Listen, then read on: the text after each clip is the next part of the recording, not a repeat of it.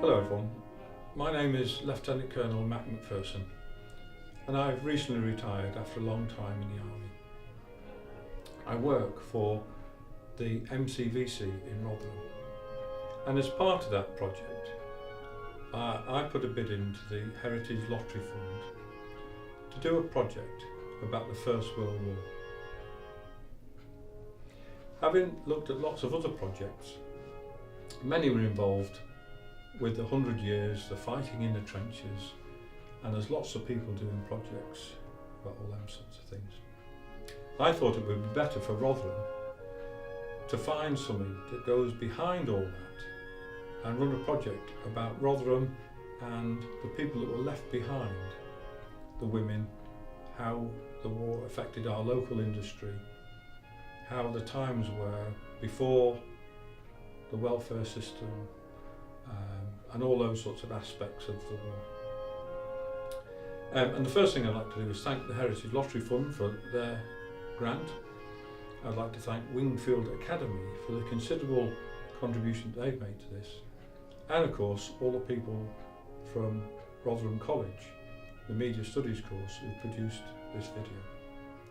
I hope through these videos and through other medium that we're getting together, we'll leave a lasting thing for the schools and colleges of Rotherham, the young people of Rotherham, to look back on what people did behind the war to make the war a success and support the men in the trenches. And I'm grateful to the lots and lots of young, bright and innovative young people who've been involved in this project, who've all contributed to make it the brilliant success which I think it is. So enjoy the video, enjoy the displays, and I hope that it gives you the opportunity to just think about the efforts that all the people made who were left in Rotherham to the war effort. Thank you very much indeed. I'm Hilda Jack, a member of the Royal British Legion, a volunteer, working at the Military Community Veterans Centre this morning. My husband did 12 years in the Royal Air Force, and 7 years of that I knew him when we were courting, and 3 years of it we were married. Aunt who served in the ATS during the war, she was a cook. Right. And that was eventually became the wife of the uncle who was in the 8th Army at the Battle of El Alamein. And, World War One, so it's a break for the economic break for women in the First World War, because they did, they used to be in service before, and then they went to the munitions factory, and the pain that the freedom that they had from, and the economically from the First World War broke off, and the trouble they had, the recruiting them to get back into service at the end of the First World War. And my claim is always that they did so much work in the First World War that they had to give them the vote in 1918, but to women who were over 30, and it didn't come in for women, 21 till later on. But I mean, they did all the work in the munitions factory in Sheffield, and all the buffer girls, and they were doing all the work. And it was the same during the Second World War. I mean, women were being welders and working in the shipyards, and I'd only be 3 when the war ended. One of the things I remember was the victory party Right. at one of the streets, and I still see it in my mind yet. On this big long table in the street with all these Union Jacks. I'm Ted Hodgson, ex-Royal Engineers. I'm Robert Copley.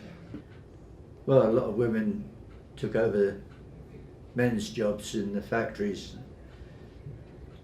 They built a lot of aeroplanes, and they put the men to shame, really, a lot of them.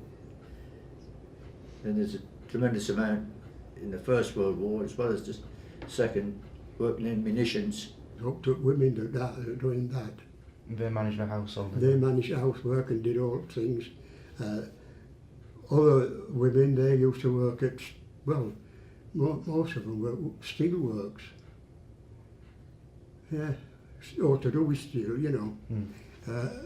And I mean, they had to do because of nobody else. Men had all gone, and women had to go in and take their place. Yeah. I mean, a lot of them were crane drivers. I mean, and others were working on rolls, rolling steel out and all that. They did some good work during the war, women.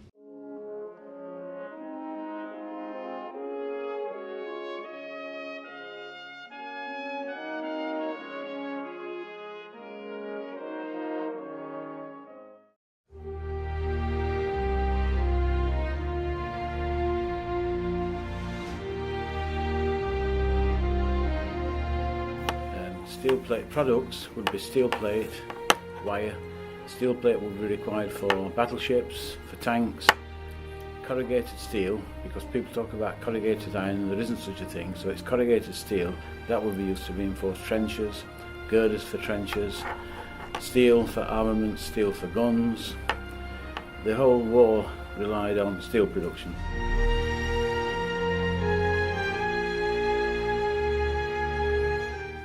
Sheffield had always been known as a steel city. Rotherham was an iron and steel city, so iron is quite fragile, quite brittle, so most of the producers turned over to steel by the time of the beginning of the war. What had happened in 1900, a super battleship was built down at Portsmouth called HMS Dreadnought, and why it was different from battleships of the day, it had a steam turbine instead of the reciprocating engines, which meant it was much faster, much more powerful than conventional battleships. And for the first time, instead of battleships carrying a lot of small guns, HMS Dreadnought carried 4 tremendous 12-inch bore guns. So the rest of the world saw that this was the way ahead, and that's what the battleship race was called. It was hot, it was about 40 degrees C near a furnace, it was noisy, it was dirty, the protective clothing was minimal. The only protective clothing the furnace men had would be clogs, a leather apron, and they would bite on a handkerchief to act as a respirator. During World War I, the furnaces producing the steel were coal powered. Not directly, the coal was used to heat hot air, which melted the steel. You can't use coal directly to melt steel because it's got a high sulfur content. So everything during World War I relied on coal output. Right. After World War I, there was a move to power the furnaces away from using coal to using oil. The open hearth furnaces, which began to be installed around about the turn of the century, they continued right up until the beginning of the Second World War. They were developed even further during the Second World War. In 1960, there was a realisation that open hearth furnaces were becoming a little bit outmoded, and electric arc furnaces, which used electric current to melt the steel, that's when they came into vogue. In 1915, there was a steel shortage for the shells. The Army and the Navy found that there simply weren't enough shells for them to prosecute the war properly, and that's why Templeborough, which became the largest employer in Rotherham, was built. The government put aside money for Templeborough to be developed. That's when 11 furnaces were installed. The last soldier to die from World War I was called Plant. He died about 4 years ago. I haven't had the chance to speak from any gentlemen from World War I. I spoke to a lady who lived in Wiston, and she vividly remembers Zeppelins coming over on their way to bomb the steelworks at Parkgate and Steelpeach and Tilses.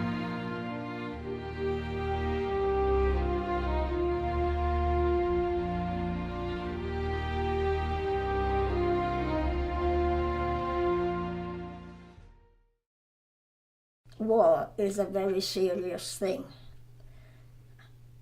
If you can come out of it injured, shell-shocked, mentally disturbed, or be very lucky and come out well. Well, my husband was very lucky.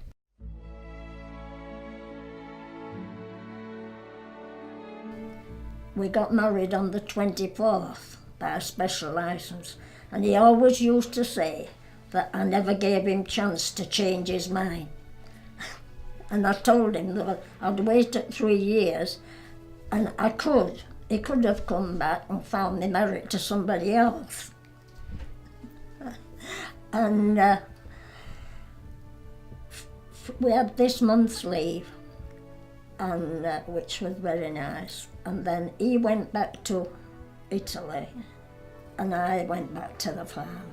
It was wartime, and people were on very short rations, but the family had been saving up. So they went round all the family, and we had a lovely wedding cake and a reception.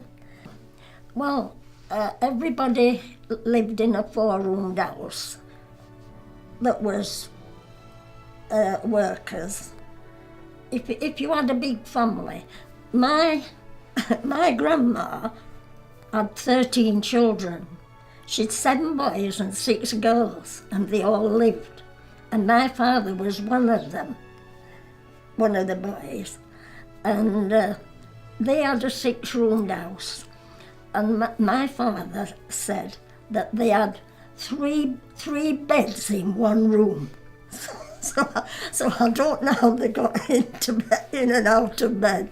If they had 3 double beds in one room, and maybe 2 and a sink, I don't know. But he said they all slept in one room. Right. You've got the dolly tub and the peggy leg. It was wood, and it had 2 handles on it, 5 things, and you did this, I think I've told you.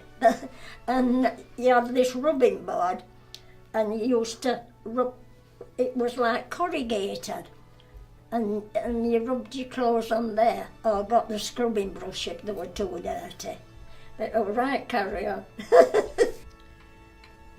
The main thing I remember was no sweets, no chocolate, no extra things such as that. But no vegetables, no fruit. We used to have a ration of necessities such as butter, sugar, not very many eggs. We used to have egg powder that we made scrambled egg powder, which was very nice actually. There were no central heating. The coal had to be fetched from up the cellar to put on the fire, and that was quite limited. You got to be very careful with that. There was no such thing as telephones.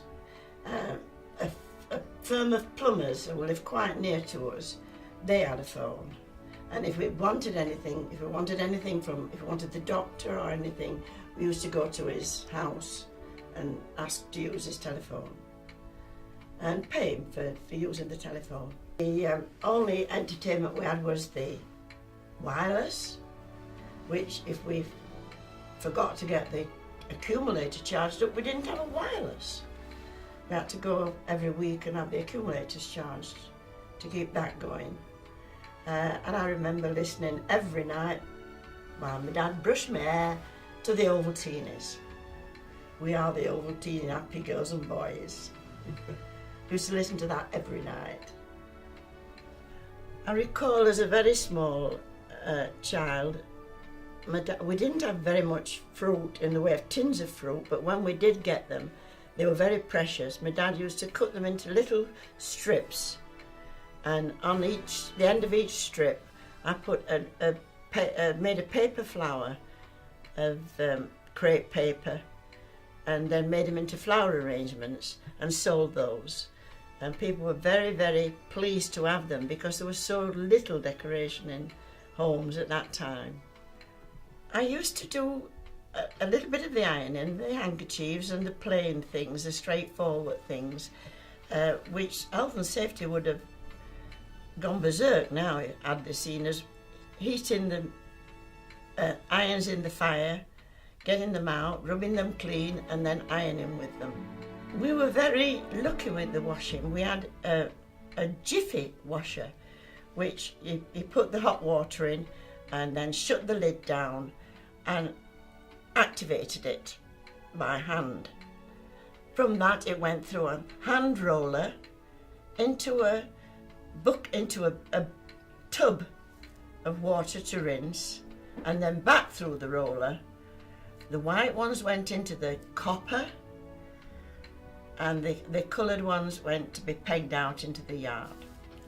In the night, that was lovely at wash day, because in the night, my sisters and I could be washed, have a bath in the copper with the fire underneath it. And we loved that, sitting in the copper. It was so warm.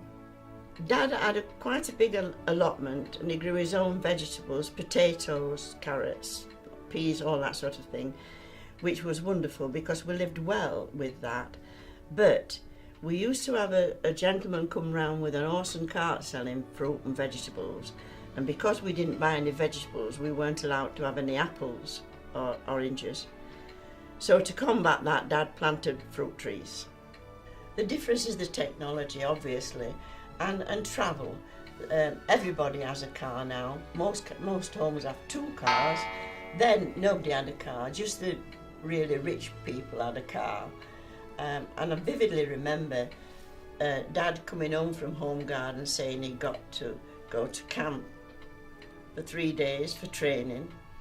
And I remember sitting in the bath crying my heart because Dad was going all this way away to Kilnest, which was probably 5 miles away.